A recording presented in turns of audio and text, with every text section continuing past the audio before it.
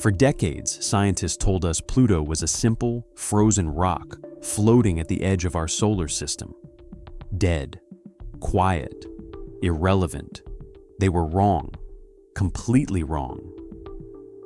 What NASA's New Horizons spacecraft found when it finally reached Pluto in 2015 didn't just surprise scientists. It shook the foundations of everything we thought we knew about planetary formation, about the outer solar system, and about what it takes for a world to be alive. There are mountains made of ice standing as tall as the Rockies. There's a heart-shaped nitrogen plain the size of Texas that appears to be actively changing. There are signs of a possible subsurface ocean, and there are atmospheric cycles happening on Pluto that scientists still cannot fully explain. Here's what makes this truly terrifying. If we were this wrong about a world we could study from Earth for over 80 years, what else are we wrong about? In the next 15 minutes, you're going to discover the 5 most shocking things New Horizons revealed about Pluto, why some of these findings terrify planetary scientists, and what this all means for the search for life beyond Earth. Stay with me, because this story gets stranger the deeper we go. Before we get into the discoveries themselves, let's take 30 seconds to understand why Pluto matters at all. For most of its known history, since Clyde Tombaugh discovered it in 1930, Pluto was the 9th planet. School children memorized it, scientists studied it, and yet, for 75 years, nobody had ever seen it up close. Not really. The best images from the Hubble Space Telescope showed a blurry blob with vague surface markings. Then in January 2006, NASA launched New Horizons, a spacecraft the size of a grand piano, on a 3 billion-mile journey that would take 9.5 years. When it arrived at Pluto in July 2015, scientists expected to see a geologically dead, crater-covered world. A moon-like object, essentially. Nothing to write home about. Instead, they saw something that one mission scientist described as, and I quote, mind-blowing. In this video, I'm going to walk you through the 4 most jaw-dropping revelations from that encounter, each one stranger than the last. We'll look at the real science, the real data, and the real implications.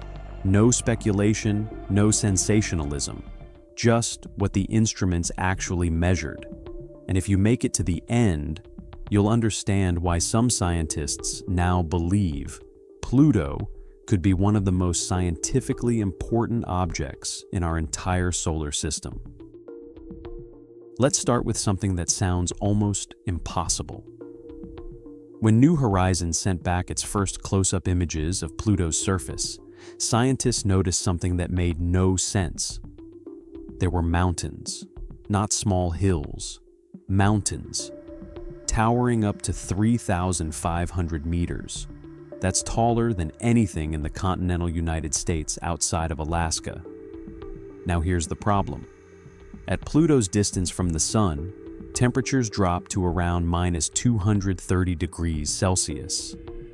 At those temperatures, the only thing abundant enough on Pluto's surface to build mountains would be nitrogen ice, methane ice, or carbon monoxide ice. But these substances are far too soft and weak to support mountain-sized structures. They'd collapse under their own weight. So what are these mountains made of? Water ice. Water ice at -230 degrees Celsius behaves like rock. It's rigid, it's strong, and Pluto has enough of it buried beneath its surface layers to build mountain ranges. But here's where it gets truly strange. These mountains appear to be geologically young, possibly less than 100 million years old. On a 4.5 billion-year-old solar system, that's essentially brand new. Something recently reshaped Pluto's surface. Something provided the energy to build mountains. And scientists still don't fully know what that energy source is. Pluto receives almost no heat from the sun. There's no large moon to provide tidal forces the way Jupiter heats Io. And yet, Pluto appears to be geologically active. That is not the behavior of a dead world. Keep watching, because what's happening in Pluto's interior might be even more surprising than its surface.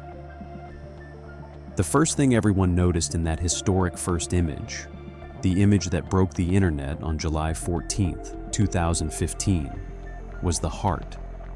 A massive, bright, heart-shaped region covering roughly 1.6 million square kilometers. Scientists named it Tombaugh Regio after Pluto's discoverer. And the left ventricle of that heart, the bright white section, is called Sputnik Planitia. Sputnik Planitia is a nitrogen ice plain roughly the size of Texas, and it is doing something extraordinary. The surface is divided into irregular polygon shapes, each one hundreds of kilometers across. These polygons are the tops of enormous convection cells. Warm nitrogen ice rises from below, spreads out, cools, and sinks back down at the edges, like a lava lamp, like a pot of oatmeal slowly boiling. This means Sputnik Planitia is actively overturning. Its entire surface refreshes itself. That's why it's so bright. There are almost no impact craters. Any craters that formed get recycled away within tens of thousands of years. But how? The nitrogen convection requires a heat source from below Pluto's surface. Some scientists now believe there may be residual radioactive decay in Pluto's rocky core, enough to keep this geological engine running billions of years after formation. Others have proposed something even more radical, that Pluto harbors a liquid water ocean beneath its icy crust. An ocean that has been insulated from the cold of space for billions of years. An ocean where, theoretically, the chemistry necessary for life could exist. There's something else happening on Pluto that will completely change how you think about what a planet needs to be alive. Here's something nobody predicted, not a single scientist. When New Horizons looked back at Pluto after its closest approach, with Pluto backlit by the distant sun, it captured a haze layer surrounding the entire planet. And that haze was blue. Blue, the same color as Earth's sky, on a world 5.9 billion kilometers from the sun. The reason for this is chemistry. Ultraviolet light from the sun hits Pluto's methane atmosphere and breaks it apart. The resulting particles, called tholins, are complex organic molecules. They're reddish-brown when they fall to the surface, but they scatter blue light when suspended in the atmosphere. The same principle that makes our sky blue on Earth. Tholins are fascinating because they are among the building blocks of life. Amino acids, nucleotide bases, the kinds of organic chemistry that, on early Earth, eventually led to living organisms. Pluto is producing these molecules continuously, raining them down onto its surface. But the atmosphere itself is also remarkable for another reason. It's escaping. Pluto's gravity is so weak, just 6% of Earth's, that its nitrogen atmosphere constantly bleeds into space. At current escape rates, Pluto loses hundreds of tons of atmospheric material every hour. New Horizons actually measured a comet-like tail of escaping nitrogen, stretching hundreds of thousands of kilometers behind Pluto. This means Pluto's atmosphere has a lifespan. It will eventually be gone. What we're witnessing right now is a geological and atmospheric moment, a snapshot in the life of a dying world, or perhaps a world in the process of changing into something else entirely. This is the discovery that keeps planetary scientists awake at night. Multiple lines of evidence from New Horizons now point to the existence of a liquid water ocean beneath Pluto's icy crust. Not a confirmed ocean, not something we've directly measured, but something that the data consistently suggests. Here's the evidence. First, Sputnik Planitia sits almost perfectly on Pluto's tidal axis, the line between Pluto and its largest moon, Charon. This is not an accident. Computer models show that a dense mass, like a liquid water ocean, beneath Sputnik Planitia could have caused Pluto to slowly reorient itself over millions of years, rotating until that mass aligned with the tidal axis, like a gyroscope finding its balance point. Second, the crust of Pluto shows extensional fractures, cracks that form when something expands from below. On Earth, we see similar fractures when magma pushes up under a crust. On Pluto, the best candidate for this expansion is a freezing ocean, water that froze and expanded, cracking the surface from within. Third, heat flow calculations.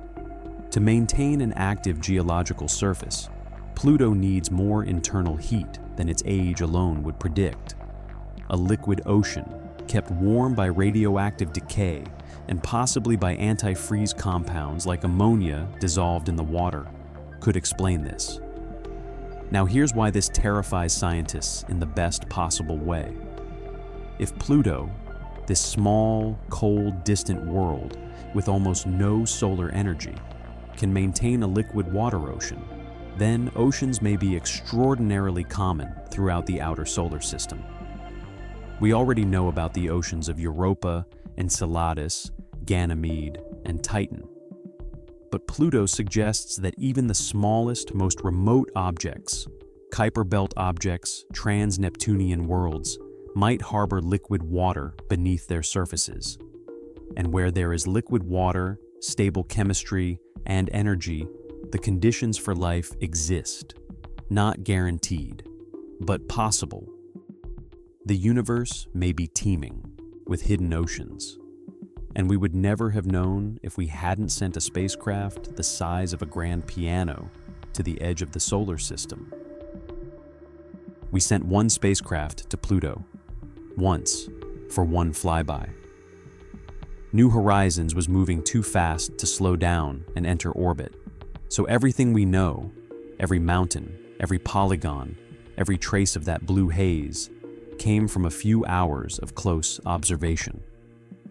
There are scientists right now advocating for a Pluto orbiter mission, a spacecraft that would spend years studying Pluto's surface, its atmosphere, and potentially confirm or rule out that subsurface ocean.